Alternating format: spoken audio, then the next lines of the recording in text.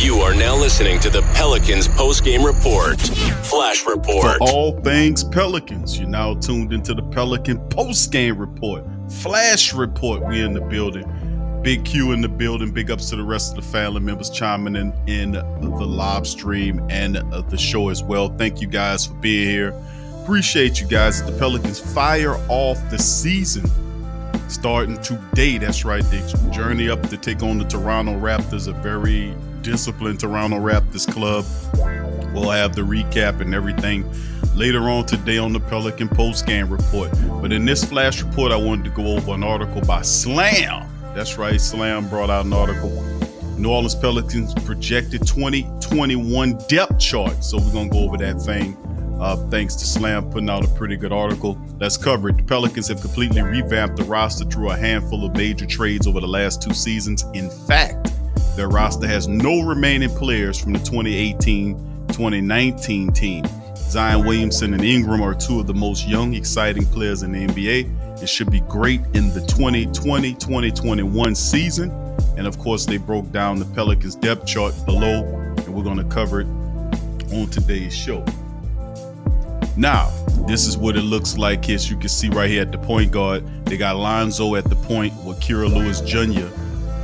Backing him up, which is interesting. Remember, Kira was a 13 overall pick this year. Lonzo, really interesting news that we covered early on about Lonzo Ball and both Josh Hart not getting those rookie extensions. You know, they'll become restricted after this year because Ball's swinging for the fences, man. He wants a big payday. But right now, this depth chart has Lonzo Ball playing the point guard position with Eric Bledsoe at the shooting guard as well. And then behind those guys, the sixth man coming off the bench is J.J. Redick. Then, of course, you got Nickeil Alexander-Walker and Sedarius Starnwell. Then you go to the small forward position. B.I. is there. Josh Hart backs him up. And then, of course, you got Wenyen Gabriel, who can also double for power forward or even in the pinch do center for you. Zion at the four. Willie Hearn Gomez is behind him with Nico Melli behind him. Now, Steven Adams is the center with Jackson Hayes behind him. Now, of course, we do know that the Pelicans do have versatility in this lineup where, you know, and this is Slam's rendition of what they believe that the lineup should, look like. With Ball at the point, Bledsoe there, but either one of those guys, Eric Bledsoe or Lonzo Ball, could run the point. A lot of the off-guard duty will go to Lonzo in Lonzo Ball in the starting roster as well. And of course, you got guys like Lonzo who can play one, who can play two, Eric Bledsoe who can play the one and is strong enough. And he's a bit undersized to play the two, but I've seen him match up with guys at the two before. J.J. Redick off the bench. NAW's another guy people wants to see where he fits in as he's being groomed. He can do a multitude of different things, 1, 2, or 3 for you, depending on what you're looking for. Of course, the 3 position with B.I. there. And of course, backing him up is Josh Hart, which is not a bad because Josh can also play the 3. You can flip him for a 2 in the pinch. Wenyen Gabriel, who they have listed as a small forward, can also play the 3, 4, and 5 for you. So his versatility there. Power forward is Zion Williamson, who can just slide down to the 3 if you need him in certain packages. You can play him at the 5 in certain packages. And of course, Willie Hernan Gomez is another guy that can, with his offensive skill set, can play the 4, and he can also double as a 5 for you if you need that as well. And of course, Steven Adams, Jackson Hayes are there at the center position. So a lot of really good depth there for the Pelicans moving forward. Now, of course, the questions presented by Slam is, what are the Pelicans looking to accomplish this season? While they've got a ton of young talent and a bright future, the Western Conference is stacked. Lottery pick before pushing to become a contender down the road. No, that's not the case. The question being asked by Slam, I'll answer the question to Slam saying, no, this is not a season in which we're looking to get another lottery pick.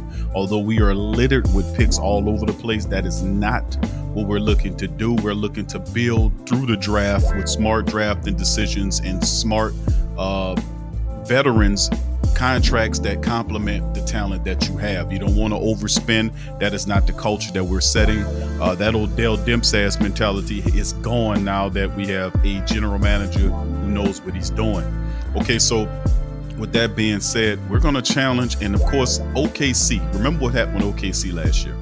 I'm going to look at OKC. They were a team that a lot of people didn't think would make the playoffs, but OKC did. I will tell you that should be New Orleans Pelicans for this year. The Pelicans are good enough. They were good enough last year to get to the playoffs. It was a failure of leadership with with Elvin Gentry at the top. He's gone. Thank goodness. Stan Van Gundy is there. This is a playoff team. I'm just going to keep it honest with you. The Pelicans are going to the playoffs. And then maybe a year or two from down the line, we'll talk about deep playoff runs. But this team is good enough, if they stay healthy enough, to push a series or so into the playoffs. So we'll keep it going. Zion Williamson be restricted this season? That's a question he's asking. As great as he was as a rookie, his minutes were restricted and was very limited. If Williamson is going to be the generational talent and many think he can be, it might be time to let him loose on the floor. Well, the question to that has been answered. There is no minute restriction on Zion Williamson this season, and you've seen how he's exploded in the preseason. And of course, when asked about the minute restriction, he was like, man, it just feels so good for me to go out there and do my thing. Like you can see in his face, he felt liberated. So no restrictions, nothing bounding Zion Williamson to do whatever he wants to do. And we're going to see that occur on the floor. So that is the article from Slam online.com. A really good article from them guys breaking down the Pelicans depth chart heading into the season. As you can see one more time, there it is right there. I like the breakdown. We did our own as well. And of course, they don't bring in a lot of the undrafted guys. A lot of the Pelicans guys that they have, like Riley Elkins and some of these guys they're going to end up on a G League team to kind of, to get some minutes in the G League. So we'll see how it all shakes in the end. But big ups to you guys. Thank you guys for chiming in with the Pelican Postgame Report, Flash Report. If you aren't a subscriber to the Pelican Postgame Report, man, hit that subscribe button and join the Pelican Postgame Report today. And also, after you subscribe, feel free to like and share the show wherever Pelican people dwell. So once again, thank you for being here. Go Pels. Subscribe now and stay up to date for all things New Orleans Pelicans.